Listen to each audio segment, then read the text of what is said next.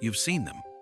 The repeating numbers 1111, 333, 444 appearing on clocks, receipts, license plates at moments when you were just thinking about something important. Or maybe it's a song, the exact song that captures what you're feeling, playing 3 times in one day from completely unrelated sources. Or a conversation. Someone you barely know says the exact phrase you needed to hear, using words you'd just been silently repeating to yourself hours earlier. And here's what happens next. Your mind races. You search for meaning. You ask the internet, what does 1111 mean? You consult angel number guides, tarot interpretations, spiritual forums. You treat the synchronicity like a puzzle you need to solve, a message you need to decode correctly, or else you'll miss something crucial. But what if I told you that the moment you start chasing the meaning of synchronicity, you've already misunderstood it? What if these signs aren't messages from the universe at all, but reflections of something far more powerful happening inside of you? And what if the reason you keep seeing them is not because the universe is speaking, but because you've finally learned to listen? This is the only video you'll ever need to understand synchronicity. Not because I'm going to give you a list of what each symbol means, but because I'm going to show you what synchronicity actually is at the quantum level. And once you understand that, you'll never need to decode another sign again. You'll be the one creating them. The quantum truth. Let's start with what synchronicity is not. It is not the universe sending you personalized letters. It's not angels whispering secrets. It's not fate proving you're on the right path. Those interpretations feel comforting, but they keep you in a passive state, waiting for external validation instead of recognizing your own power. Here's the truth. Synchronicity is a quantum feedback loop. It's the moment your internal frequency becomes so coherent, so clearly aligned with a specific thought, emotion, or intention, that the quantum field begins to mirror it back to you in physical form. In quantum mechanics, there's a principle called observer effect. It states that the act of observation collapses possibilities into reality. You don't just witness reality, you participate in creating it. When you focus your attention, emotional energy, and conscious awareness on something, you're not passively thinking about it. You're tuning into its frequency. And when that tuning becomes strong enough, the field around you reorganizes to reflect it. Synchronicity is the moment that reflection becomes undeniable. Think of it like this. Imagine your consciousness is a radio tower broadcasting a signal.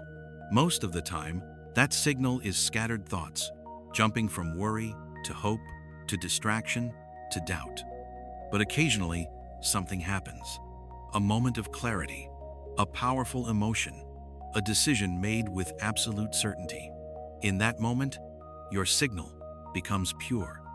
And when the signal is pure, the world tunes into your frequency and starts broadcasting it back.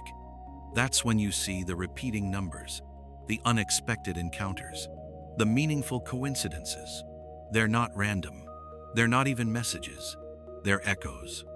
Evidence that your frequency is strong enough to shape the reality around you. The spiritual lens. Spiritually, synchronicity has been understood for centuries as the language of the soul. Carl Jung called it meaningful coincidence. Moments when the inner and outer worlds align in ways that defy statistical probability. But Jung also understood something crucial. Synchronicity doesn't happen to you. It happens through you. Your soul is always communicating with the quantum field.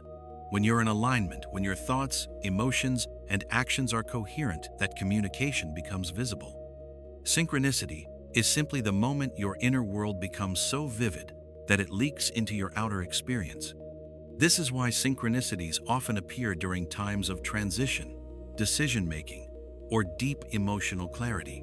It's not that the universe is more active in those moments. It's that you are. Your signal is louder. Your frequency is focused. And the field has no choice but to respond. The decode trap. Here's where most people go wrong. They see a synchronicity and immediately ask, what does this mean? They treat it like a crossword puzzle, as if there's a hidden answer they need to uncover before they can move forward. But here's the problem. The moment you externalize the meaning, you disconnect from the source. Synchronicity isn't a test, it's a confirmation. It's the quantum field saying, yes, you're tuned in. Keep going.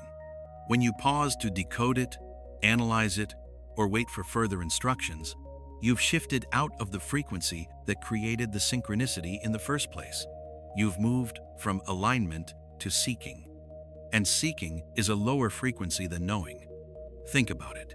When you saw that repeating number, what were you thinking about in that exact moment? That's the message. Not what some generic angel number guide tells you, but what your own consciousness was focused on when the field reflected it back. If you were thinking about a relationship and 222 appeared, the synchronicity isn't telling you what to do. It's showing you that your focus on that relationship is powerful enough to create ripples in your reality. The question isn't, what does 222 mean? The question is, what frequency am I broadcasting right now? And do I want to amplify it or shift it? The waiting game. Another trap. Treating synchronicities as proof you're supposed to wait. You see the signs and think, okay, the universe is confirming I'm on track, so I'll just sit here and wait for it to unfold. But synchronicity isn't permission to become passive. It's an invitation to become more active, not through force, but through embodiment. The field is showing you that your frequency is aligned. Now your job is to act as if the reality you're tuning into is already here. Not waiting for it, living it. The people who master synchronicity don't chase signs. They create them. They understand that every thought, every choice, every moment of focused intention is a signal sent into the quantum field. And the field, being a mirror, sends it back.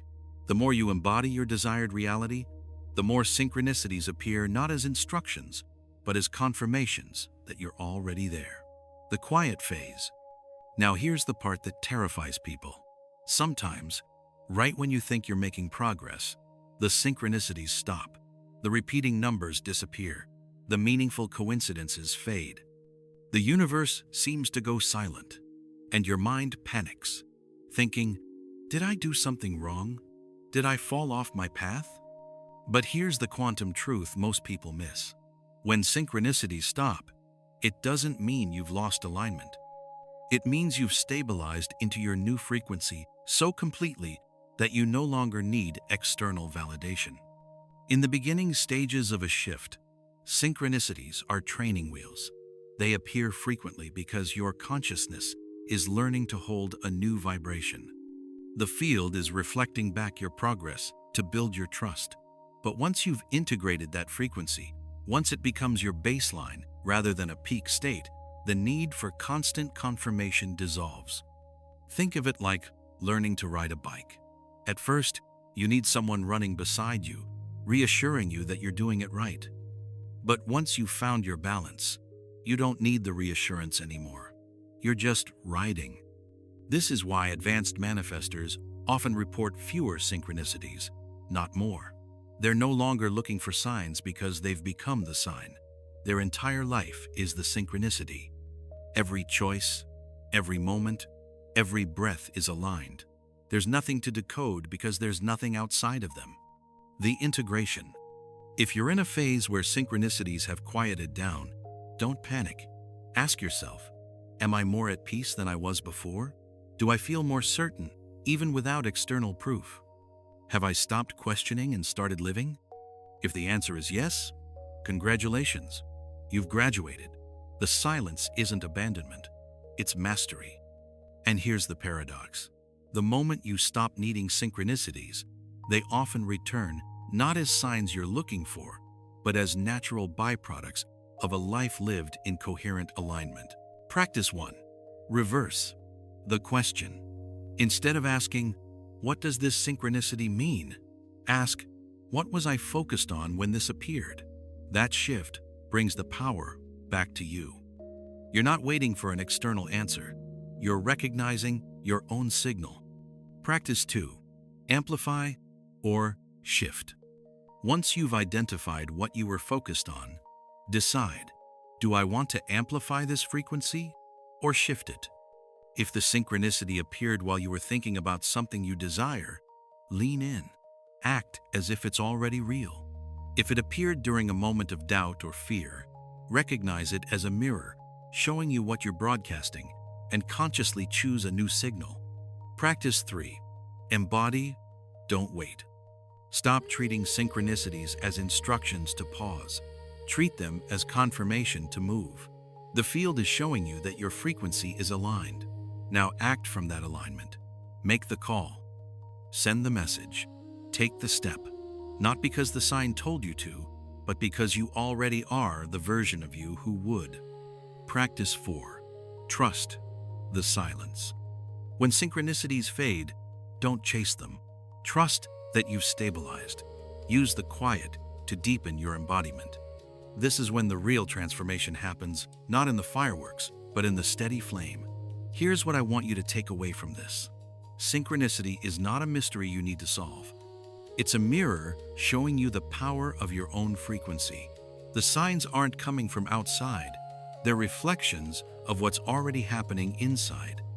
The moment you stop seeking meaning in the synchronicities and start recognizing yourself as the source, everything changes. You're not waiting for the universe to guide you. You're guiding the universe through the clarity of your signal. So the next time you see 1111, don't rush to Google. Pause. Notice what you were thinking. Feel the resonance. And then ask yourself, am I ready to live as if this is already real? Because that's the only question that matters. And when you answer it with your actions, your choices, your energy, the quantum field will keep reflecting it back until your entire life becomes the synchronicity you were always meant to live. If this resonated with you, drop a comment below and simply say, I am the signal. Let that be your quantum declaration that you've stopped seeking and started creating. I'll see you in the next video. Until then, stay coherent, stay present, and trust the mirror.